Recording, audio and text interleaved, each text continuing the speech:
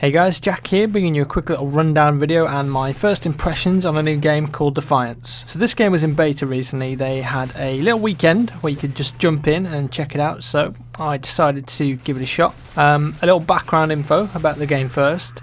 It's an always online open world shooter that's got MMO elements. MMO stands for a massively multiplayer online game, if you didn't know that. Available on both PC and console. Quite unusual actually to see a game like this on console, so that's pretty cool. Generally speaking, we're looking at thousands of players, questing, player versus environment combat, but also we've got some competitive PvP stuff in here too. It also ties in with the TV show Defiance apparently as well. I'm not sure exactly how, but I think it's going to include some of the same characters, items, locations, equipment, that sort of thing. So if you're into the TV show, you'll probably want to check the game out too and get the full experience, if you will. It's a sci-fi setting, as you can probably tell from the visuals, set on a massive scorched earth kind of place with mutants and humans battling each other for survival. Third person perspective, but interestingly, you actually have to aim all of your attacks, which is again that's quite unusual for an MMO. As you know, in most other MMOs, all of the aiming or targeting is done with a lock-on system, but in this game you actually have to aim for yourself, and that adds a bit of a skill-based element, especially when you're talking about the competitive game modes. I was playing alone for the whole weekend, which you can do, and the game works quite well solo from my experience. But if you want, you can always party up with other people to complete quests and do PvP stuff together. A game like this is always better with other people, but most of my mates were pretty busy on the weekend, so yeah, I had to lone wolf this one. If you're familiar with other MMOs, you'll be quite comfortable with the character setup and skill system here. You get to choose a race and a starting loadout. You aren't really locked into one specific class in this game, and the developers are touting that too. So you've got like sniper, soldier, recon, heavy weapons guy. All of these shooter loadouts you'd expect are here for you to choose. You can always change though if you want to. You're not like confined to one class if you go with that loadout at the start. At the same time, you've also got like classic MMORPG elements like skill trees and abilities, so it seems like the developers are aiming to bring the action crowd and merge it with the classic MMO genre. If you've played any MMO like World of Warcraft or Rift, you know how it is. You get like quests that you accept and you turn in, and then as a reward you'll get new items and loot, upgrade points, that sort of thing. You can also customise the look of your characters a little bit too. It's not that elaborate, but there are enough options there to make you look different to your mates, for example. There's enough variation basically.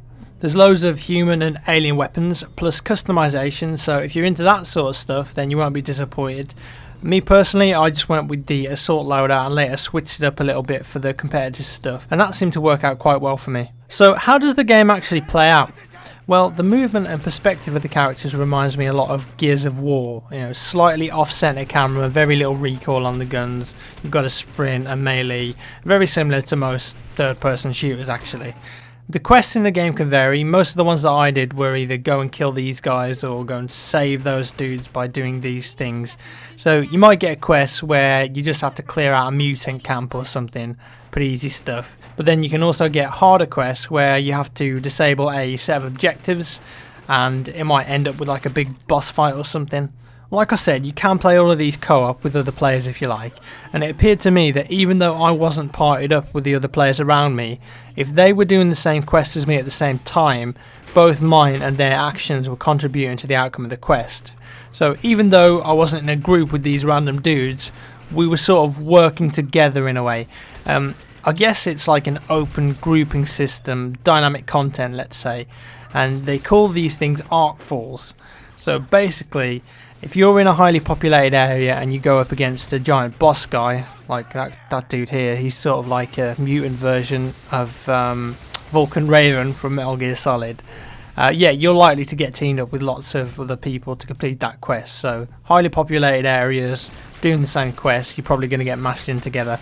You also get these side quest thingies jotted around the levels where you can take on a challenge. Here's 2 examples for you now. The first one is just a race on a quad bike, so you just got to hit all the checkpoints and get to the end before the time runs out. You get a ranking, gold, silver, bronze. The other one here was sort of like a horde mode where I had to clear out all the enemies as quickly as possible. They give you a nice weapon to use and you can just go to town on the bad guys. I also tried out the competitive matchmaking element a little bit too. The only modes that I played were Team Deathmatch and a Battlefield style Conquest mode where each team had to fight over 3 points, and there were also vehicles involved.